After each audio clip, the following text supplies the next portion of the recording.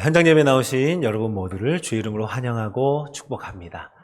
우리 카리스 성가대의 귀한 찬양 너무 감사드립니다. 우리 실시간 온라인 예배로 참여하는 우리 반월교회 온 가족 여러분, 주의 동일한 은혜가 우리 모두에게 덮여지기를 예수님의 이름으로 축원합니다. 자, 같이 한번 기도하죠. 사랑하는 주님, 우리 주 여호와는 위대하십니다. 하나님의 위대하심을 소망하며 간절히 의지하는 자들이 우리 한 마음으로 다 같이 모였습니다. 하나님, 자격 없는 자를 구원의 시온산으로 불러주셔서 감사드립니다. 하나님, 이 예배가 이 세상이 줄 수 없는 기쁨으로 충만한 예배가 되게 하여 주옵소서. 뿐만 아니라 우리를 성전 삼아주시고 또 이 성전으로, 거룩한 성전으로 불러주시니 감사를 드립니다. 하나님, 주의 위대하심을 높이 찬양하는 이 예배가 되게 하여 주시고 우리의 일생을 다 주께 맡기는 예배 되게 하여 주옵소서. 예수님의 이름으로 기도드립니다. 아멘. 가끔씩 제가 응원하는 그 운동팀, 팀의 경기를 봅니다. 그런데요, 생방송으로 중계하는 경기를 보다 보면 참 힘든 순간이 많아요. 경기가 잘 풀려갈 때는 너무 신나고 즐겁습니다. 그런데요, 경기가 답답하고 또 잘 풀리지 않을 때, 그럴 때가 더 많죠. 그럴 때는요, 얼마나 속이 상하는지 상대편 선수들이 곱게 보이지 않습니다. 또 심판을 보면 왜 저렇게 판정을 하는지 이해가 안 되고 서운하고 때로는 분노가 치밀어 오를 때도 있어요. 그러다가 극적으로 역전이라도 하게 되면 아주 혼자서 박수를 치고 그 자리에서 환호성을 지르고 너무 좋아합니다. 자, 그런데요, 그렇게 경기가 끝나고 우리 팀이 승리한 경기, 그 경기의 하이라이트, 녹화된 방송을 보면은요, 이기고 있어도 괜찮고 지고 있어도 괜찮아요. 상대편에 대해서 얼마나 너그러운 마음이 드는지요. 잘한 건 잘했다고 아주 상대편에게도 박수를 칩니다. 인정해줘요. 마음에 안 드는 심판의 판정에도 이해를 합니다. 그렇게 볼 수도 있었겠구나. 그래, 심판도 사람인데 뭐 완전할 수 있나 하는 마음을 갖죠. 자, 우리가 이미 이긴 경기, 승리한 경기이기 때문에 이해가 안 되는 게 없어요. 다 이해가 됩니다.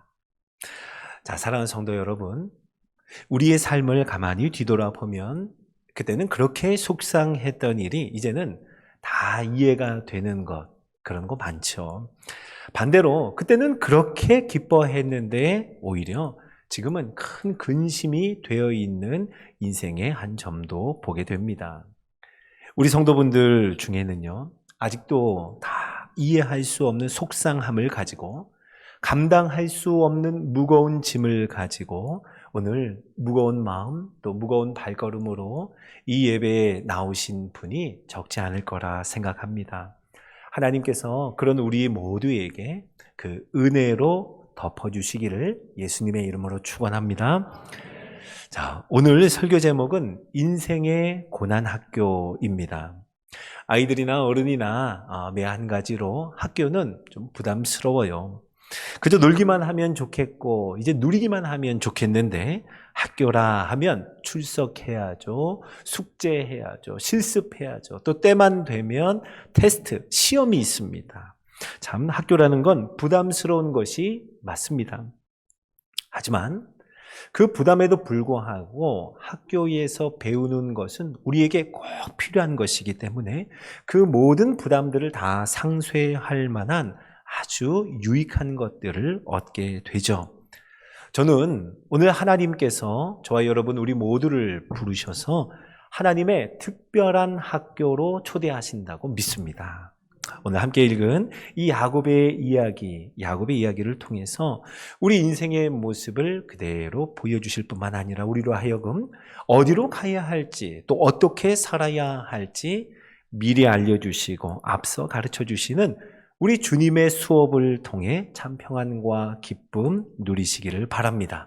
그래서 이제 우리 인생을 살아갈 때 마치 녹화된 방송을 보는 것처럼 넉넉한 마음으로 우리 인생의 발걸음을 한 걸음 한 걸음 내디딜 수 있는 우리 모두가 되기를 예수님의 이름으로 축원합니다. 성경에 나오는 야곱의 얼굴은 참 다양해요. 처음에는요, 들판으로 나가기를 좋아하는 그 형과는 달리 야곱은 그저 엄마 옆에 있기를 좋아하는 조용한 사람으로 우리에게 소개합니다. 자, 그러다가도 형의 장자권과 아버지의 축복권을 누리는 야곱의 모습을 보면 영락없는 사기꾼으로 돌변하기도 하죠.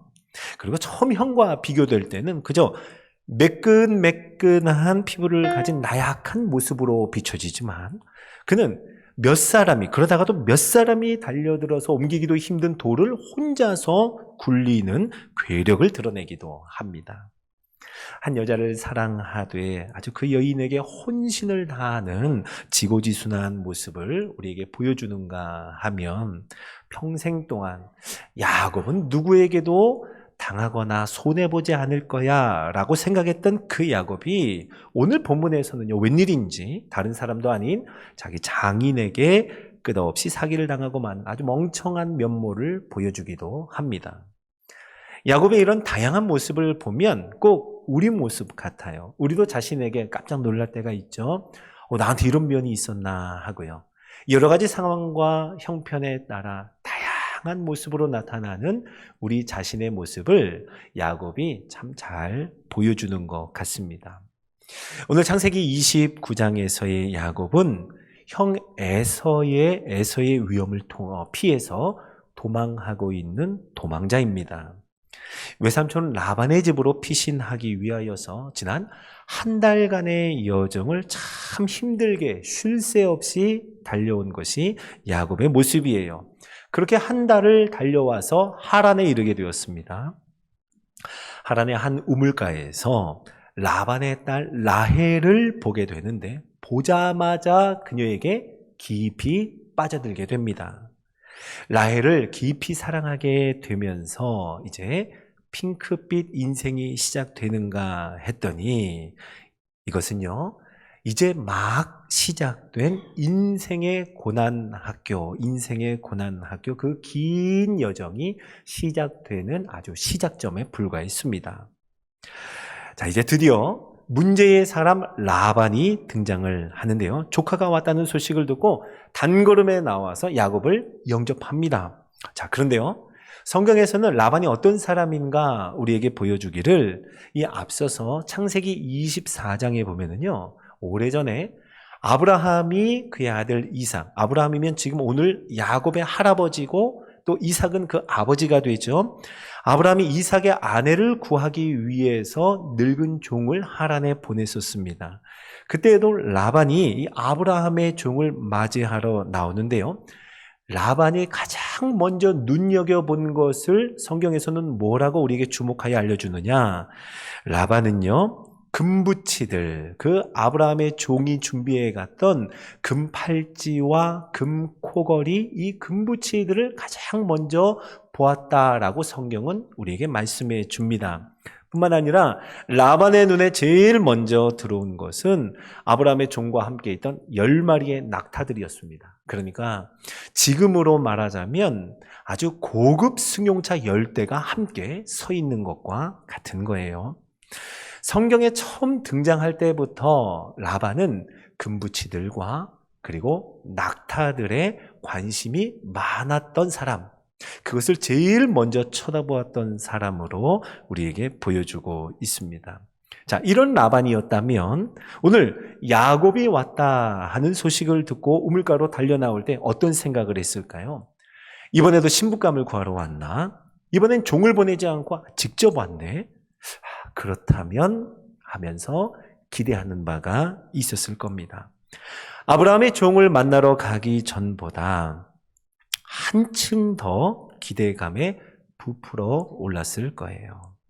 그런데 막상 와서 야곱을 보니 가진 것이 하나도 없는 거예요.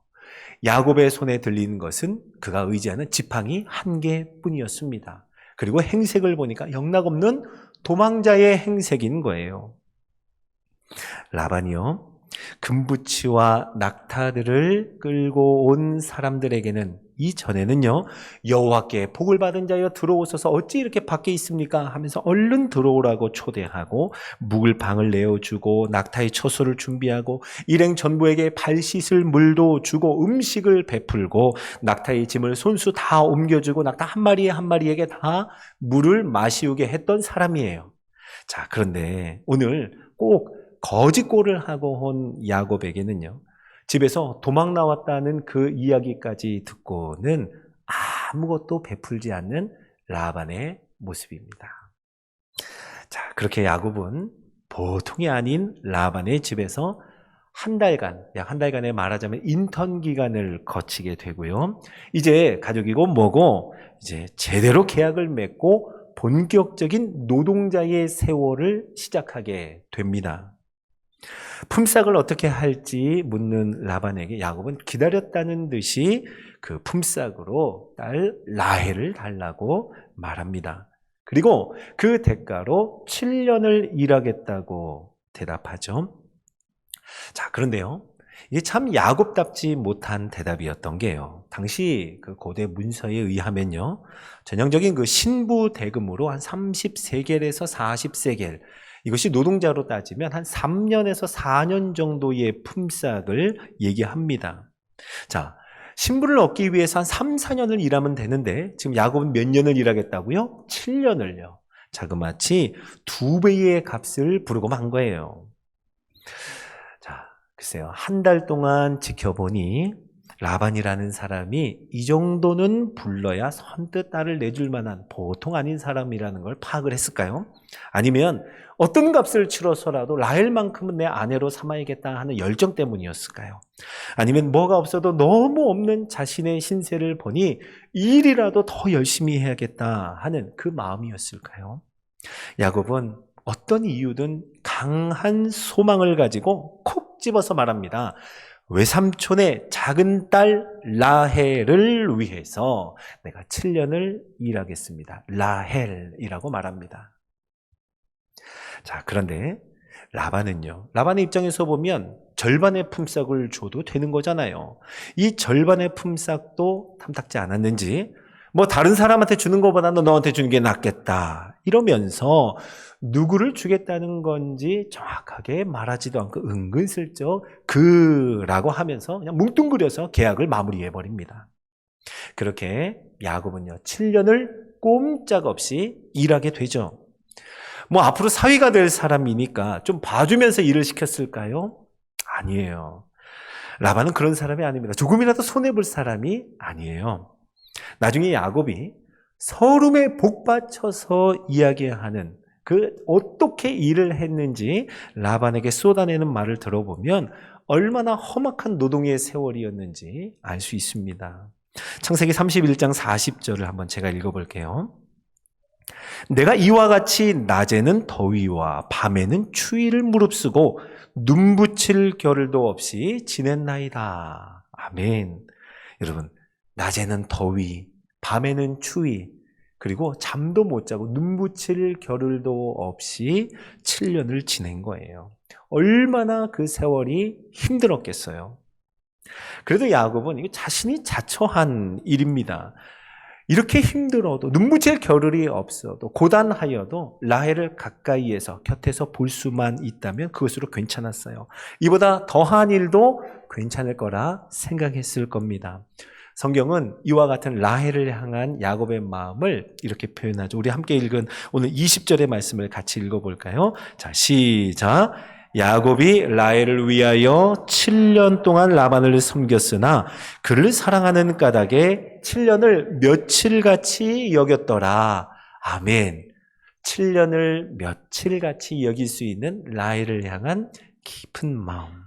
여러분, 7년 보통 시간입니까? 얼마나 긴 시간이에요. 그것을 며칠같이 여겼다니요. 자, 그 며칠같이 여겼던 긴 7년의 세월이 지나갔습니다. 그런데 진짜 문제는 이제부터 일어나는 거예요. 약속대로, 계약한 대로 결혼이 잘 진행되는 듯 했습니다. 많은 사람들이 다 모인 가운데 축하하는 결혼 잔치가 성대하게 열렸어요. 그렇게 캄캄한 밤이 되었습니다. 그리고 나서 아침이 되어, 그런데 이게 웬일입니까? 아침에 일어나 보니 라헬이 있어야 할 그 자리에 그의 언니 레아가 있는 거예요. 얼마나 놀랐겠습니까? 아마 야곱은 소리를 질렀을 거예요. 야곱은 라반이 꾸민 일인 것을 알아챘습니다. 이제까지 눈붙일 겨를도 없이 일해왔던 7년의 그 긴 시간이 한순간에 무너지는 너무 허무하고 억울한 순간이었어요. 지금까지 야곱의 계획은 분명했습니다. 지난 7년은 정말 계획한 대로였습니다. 물론 고되고 힘겨운 시간이었지만 그에게 이 모든 것을 견디게 할 만한 분명한 이유가 있었어요. 동기가 있었습니다. 라헬이었어요. 힘들었지만 힘든 만큼 라헬을 향한 소망이 점점 더 가까워지는 시간이 지난 7년 동안의 시간이었어요. 그런데 이제는 레아까지 떠맡게 되면서, 원하지 않았던 레아까지 떠맡으면서 소망의 7년이 아니라 허무하고 억울한 7년의 세월이 이제 또다시 시작되는 그 시작점에 서게 된 거예요. 지난 7년은요, 시간이 지나면 지날수록 기대가 됐습니다. 그런데 이제부터의 7년은 시간이 가면 갈수록 더 힘들겠죠. 더 허무하겠고, 더 억울한 시간이 될 것입니다. 자, 사랑하는 우리 성도 여러분, 그런데요, 하나님이 교장 되시는 인생의 고난학교도 여기서부터 진짜 수업이 시작이 되는 거예요. 여러분, 한 가지 중요한 사실은 하나님이 부르시고 하나님이 초대하시는 인생의 고난학교는요, 모든 과목이 고난과 연결되어 있습니다. 왜냐하면 고난은 우리들로 하여금 우리가 원래 어떤 사람인지, 얼마나 소망이 없는 사람인지 우리 자신을 정확하게 볼 수 있도록 안내하는 것, 그것이 바로 고난이기 때문에 그렇습니다. 여러분, 참 이상하죠. 평소에도 우리가 이런 자이구나, 이런 사람이구나 라는 것을 잘 깨달으면 좋은데, 우리는요, 어려움이 없으면, 고난이 없으면, 인생의 허무함과 억울함이 없으면 우리가 스스로의 힘으로는 살아갈 수 없는 사람들인 것을 알지 못해요.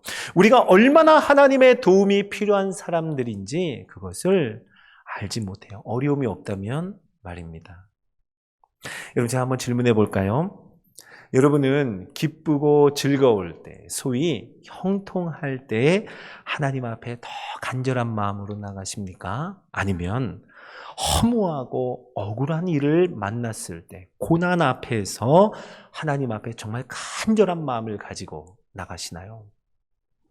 과연 우리 중에 누가 둘 다 똑같습니다 라고 대답할 수 있겠어요? 우리는 우리 자신이 얼마나 연약한지, 얼마나 소망이 없는지, 얼마나 허무한 인생인지 고난을 당해야, 고난 앞에서야 우리는 깨닫게 됩니다. 그거 보게 됩니다. 야곱도 예외가 아니었어요. 허무하고 억울한 일을 만날 때야 자신이 어떤 사람인지 알게 되었습니다. 특별히 야곱은요, 자기 자신을 제대로 비추어 볼 수 있는 거울이 필요했어요. 그래서 하나님은 야곱의 인생 학교에 라반이라고 하는 수업을 개설하신 거예요. 그리고 야곱은요, 이제 라반이라고 하는 수업, 라반이라고 하는 거울을 통해서 자기 자신을 보게 되는 겁니다.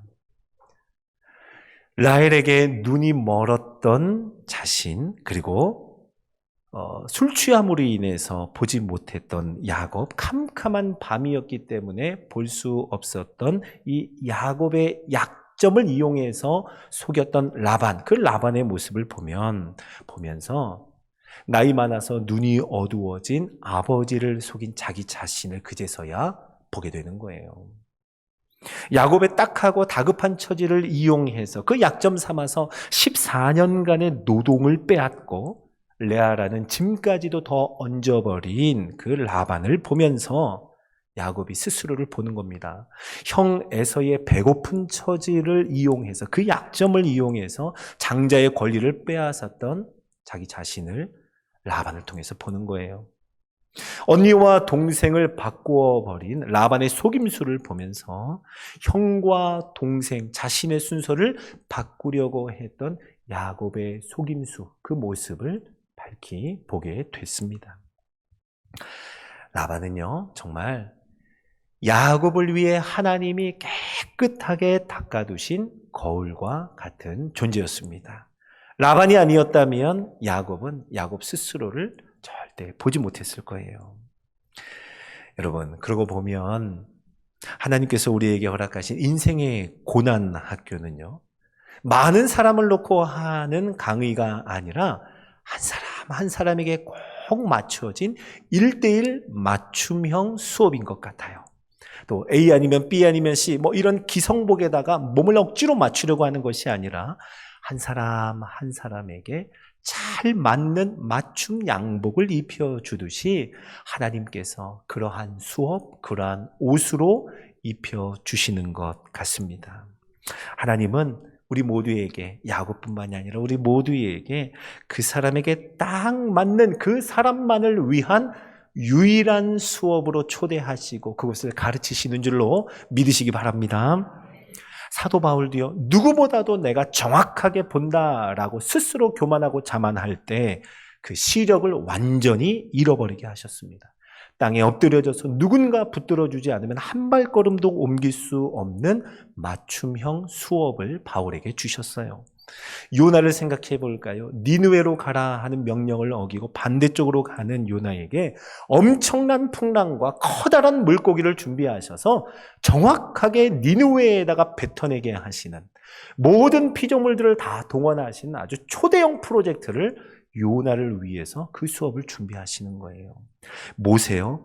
모세도 왕자의 자리를 떠나게 하시고 그 자리에서 내려와 광야로 인도하시는 모세에게 꼭 필요한 수업을, 그 맞춤 옷을 하나님은 입혀주셨습니다.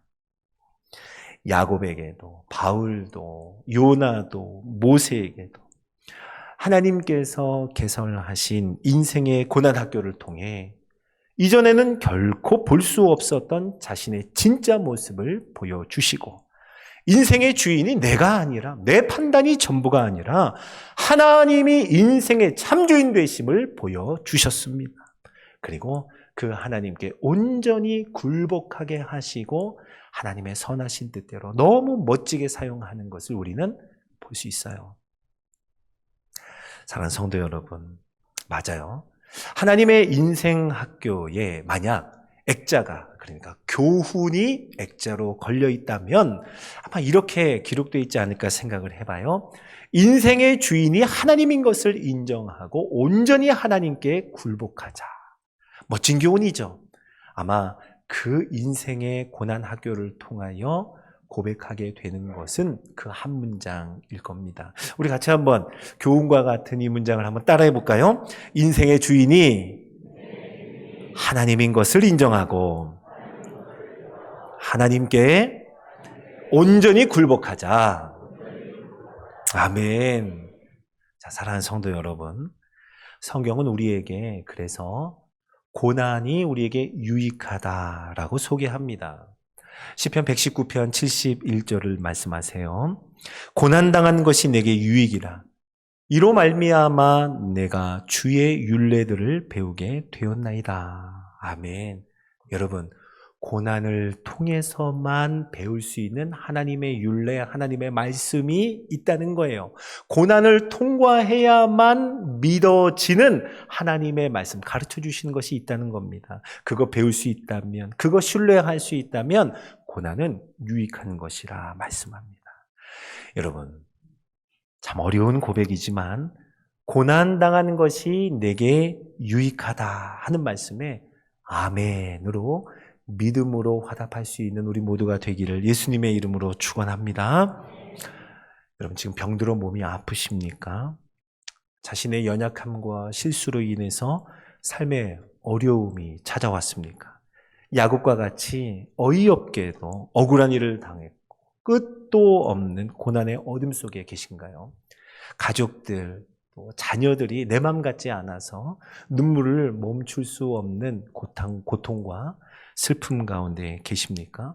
세워놓았던 모든 계획들, 어느 때까지는 그대로 되는 듯 했으나 언제부턴가 그 모든 계획이 다 어그러지는 것 같은 그러한 상황을 경험하고 계시나요? 여러분, 성경은 우리에게 그거 이상히 여기지 말라고 말씀합니다. 왜요? 원래 우리 모습에 가까워지고 있는 것이다 라고 성경은 담대히 말씀합니다. 그렇게나 되니까 우리가 우리 진짜 모습을 보게 된다는 거예요. 자, 사랑하는 성도 여러분, 인생의 고난 학교를 통해서 하나님이 우리에게 가르치고자 하시는 것, 그 목적은 분명합니다. 이 학교를 통하여서, 그 수업을 통하여서 우리 더 괜찮아지고 더 힘이 세져서 이제는 도움 없이도 거뜬히 살아갈 수 있는 사람 만드는 것 아니에요. 인생의 고난 학교를 통하여 하나님 우리에게 뜻하신 바 그 목적은 더 하나님의 도움을 간절히 구하고 하나님만 의지하며 살아가는 사람, 그렇게 하나님의 사랑에 온전히 매여 있는 사람으로 우리를 변화시키고 그 길이 가장 안전하다고 우리에게 말씀합니다. 사랑하는 여러분, 하나님의 주권, 하나님의 다스리심을 인정하는 삶의 영역이 점점 더 확장되어 가는 그 사람을 하나님이 원하신다는 말이에요.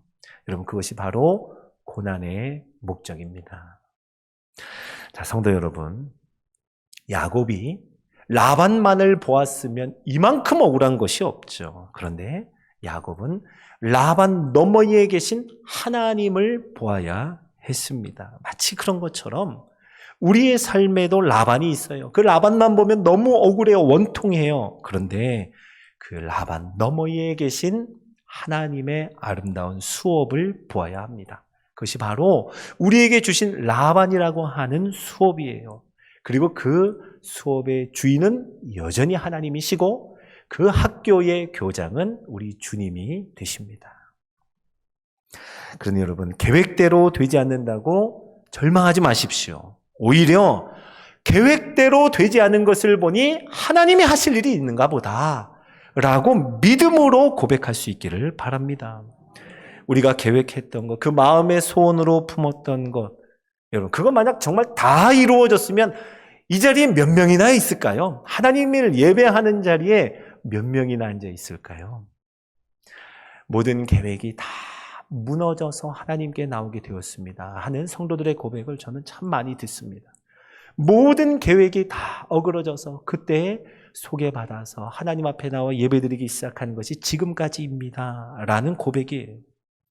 자, 여러분, 지금은 다 이해할 수 없어도 하나님의 측량할 수 없는 완전한 지혜 가운데 우리 주님은 우리로 하여금 그 수업을 잘 이수할 수 있도록 인도하실 줄로 믿습니다. 자, 점점 더 깊은 동굴 속으로 들어가는 것 같죠? 점점 더 어두워지는 것 같은 그때에 하나님은요, 그것이 동굴이 아니라 터널로 우리에게 인도하여 주시고 더 밝은 빛 가운데 우리를 서게 하실 것입니다. 그리고 우리는 그 빛을 보면서 생각하겠죠. 아, 하나님의 선물이었구나. 이것이 없었다면, 이 터널이 없었다면 내가 어찌 하나님을 의지하며 하나님께 단단히 매여 있을 수 있을까 하는 고백을 하게 될 것입니다. 제가 미국에서 6년을 사는 동안에 이사를 5번을 했어요. 그 중에 한 번은 학교를 옮기게 돼서 켄터키 주에서 캘리포니아 주까지 아주 미국 전체를 거의 횡단하다시피 긴 여정의 이사를 했습니다. 한 거리가 3,500km 정도 되니까요. 대단한 거리였죠. 자, 이사 견적을 한번 내봤어요. 이사 업체를 통해서 하는 것과 제가 직접 트럭으로 짐을 싣고 이사하는 것을 계산해 보니까 한 150만 원 정도 차이가 나더라고요.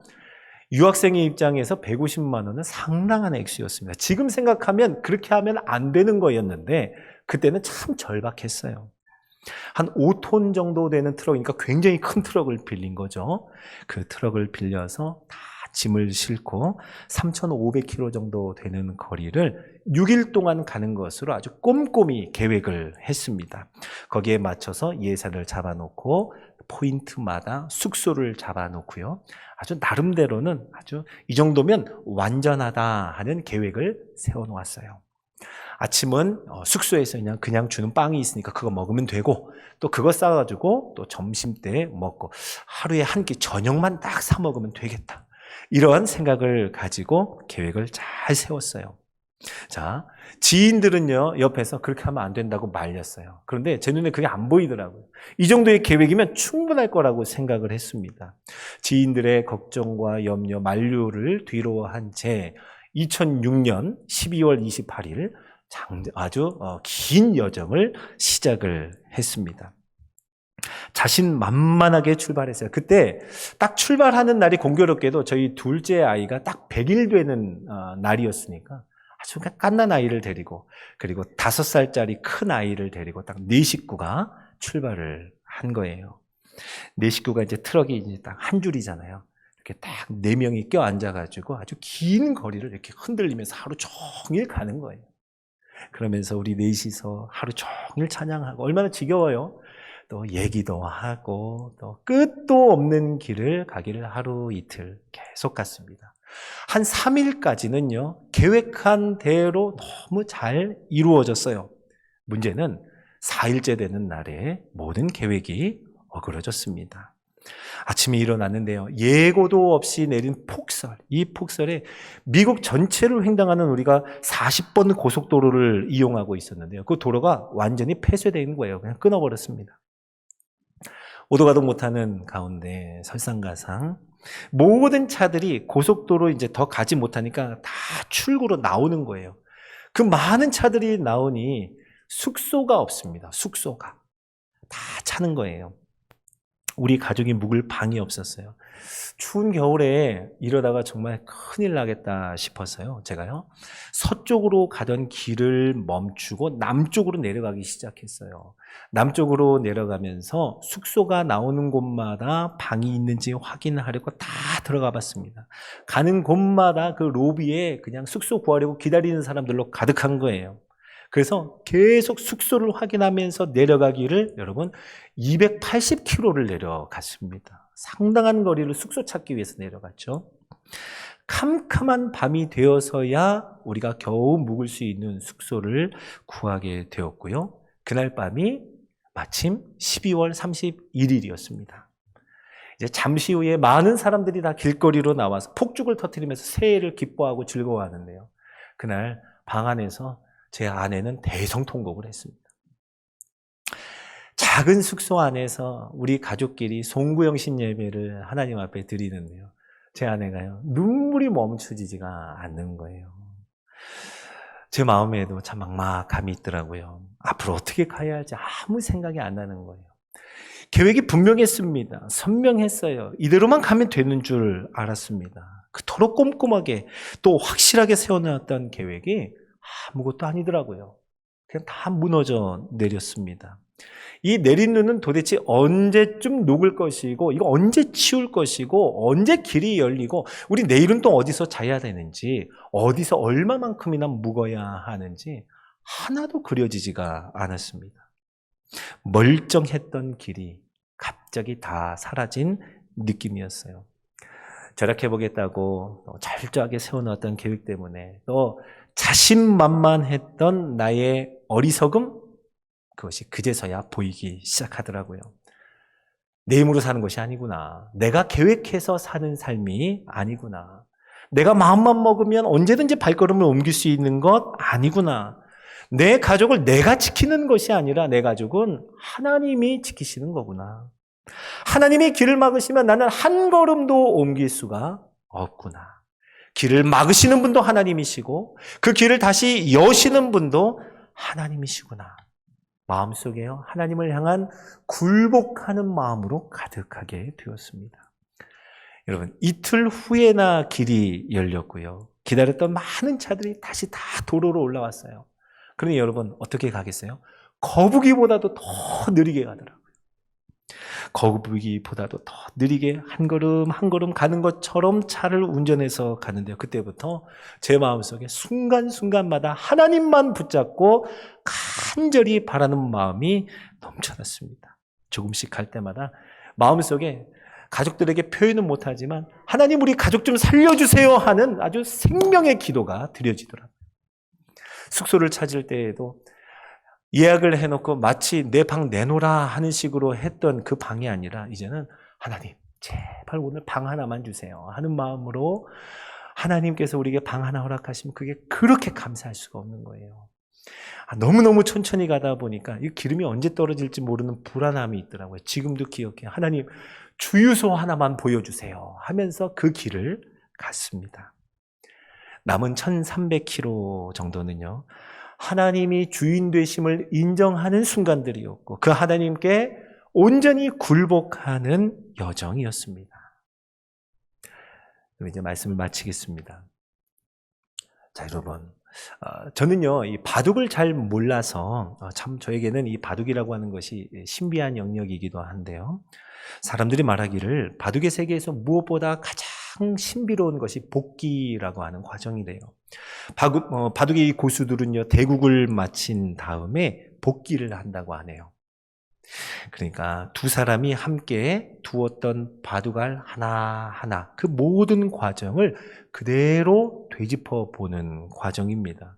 저는 그게 가능할까 싶어요. 빼곡한 바둑알들, 그 바둑알들이 언제 어떤 순서로 놓여졌는지 그걸 다 어떻게 기억을 하죠? 너무 신비한 것 같아요. 그런데 고수들의 이야기는 달라요. 바둑알 하나하나에 너무 중요한 의미가 담겨 있기 때문에 이거 결코 잊을 수가 없다는 거예요. 다시 복귀하면서 뿌듯했던 순간, 후회가 되는 순간, 아주 통쾌했던 바둑알 하나, 너무 분노하고 아쉬웠던 바둑알 하나하나를 보면서 잊을 수 없는 아주 의미에 있는 바둑알이었다는 겁니다. 너무 중요한 의미를 가진 하나도 버릴 것이 없는 바둑의 고수들은요, 이 복기를 하면서 제일 많이 배우는 시간이라고 해요. 사랑하는 바늘교회 성도 여러분, 우리 인생도 똑같습니다. 어느 하나 의미 없는 것이 없어요. 아무리 지워버리고 싶고 이 바둑알 하나 이거는 좀 사라졌으면 좋겠다, 없었으면 좋았을 뻔했는데 그것이라 할지라도 하나님이 함께 하시며 하나님이 자세하게 가르쳐 주시는 그 하나의 인생의 고난학교의 순간임을 잊지 않기를 예수님의 이름으로 축원합니다. 자, 여러분, 하나님의 인생의 고난학교는요 퇴학이 없습니다. 중퇴도 없어요. 그만둘 수 없습니다. 마침내 하나님은요 끝까지 우리들을 졸업식에 세워주실 거예요. 그것도 영광의 졸업식에, 승리의 졸업식에 저와 여러분을 세우셔서 우리 인생의 주인은 하나님이라고, 그 하나님께 납작 엎드려서 굴복하게 하시는 멋진 졸업장을 저와 여러분에게 주실 것입니다. 그 하나님을 의지하며 소망하는 우리 바늘교회 온 성도 되시기를 예수님의 이름으로 축원합니다. 아멘. 자, 오늘 말씀 기억하면서 우리 같이 찬양할까요? 주여 우리 연약합니다. 이 고백 좀 하나님 앞에 했으면 해요. 그러나 주님은 완전합니다. 우리 하나님 앞에 찬양하겠습니다.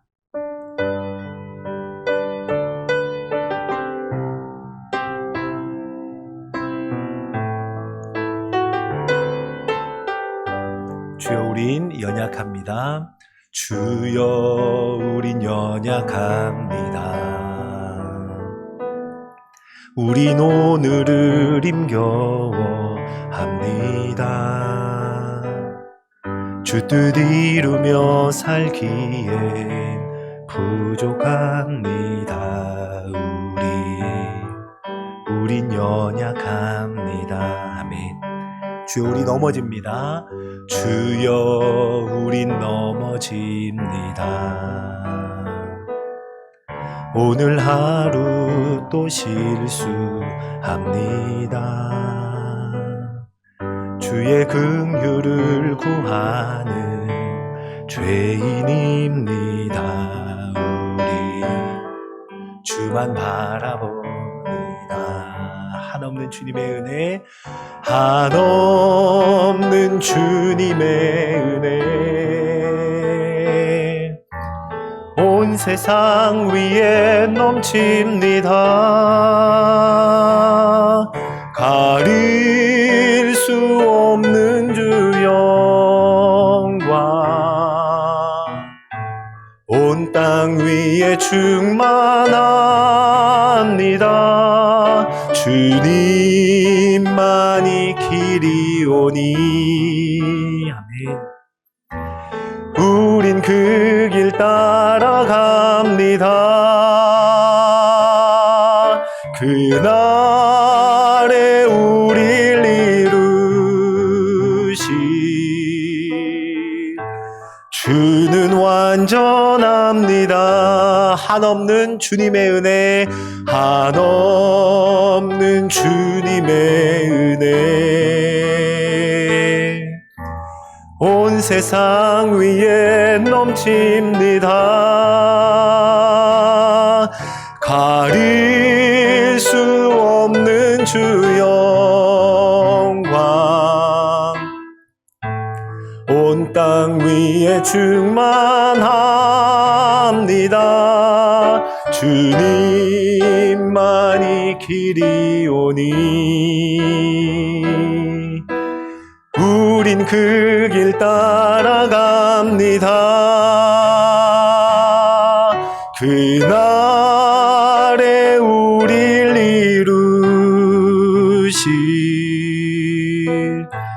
주는 완전합니다. 자, 기도하겠습니다. 사랑하는 주님, 우리 사랑하는 바늘교회 온 성도들과 함께 살아계신 주의 말씀 앞에 서게 하여 주심을 감사드립니다. 하나님이 우리 지으셨고 우리를 부르시고 지금도 우리를 만들어가고 계시는 줄로 믿습니다. 주님은 완전한 지혜와 계획하심 가운데 우리를 마침내 이루실 분인 것을 신뢰하며 고백합니다. 하나님, 우리 인생의 여정 중에 광야 한가운데 있는 것 같을지라도, 폭풍 가운데 있는 것 같은 허무함과 억울한 순간에도 주의 말씀으로 위로하여 주시고, 주의 완전한 생각, 지금 다 이해할 수는 없지만 우리 인생의 참주인이 오직 하나님뿐임을 인정하며 날마다 주님이 베푸신 인생의 고난학교에서 배우기를 게을리하지 않는 우리 모든 심령들 되게 하여 주시옵소서. 하나님께 온전히 굴복하며 매일매일마다 하나님의 인생의 고난학교로 매일 들어가는 우리 모든 심령 되기를 간절히 소원하며 우리 구주 예수님의 이름으로 기도드립니다.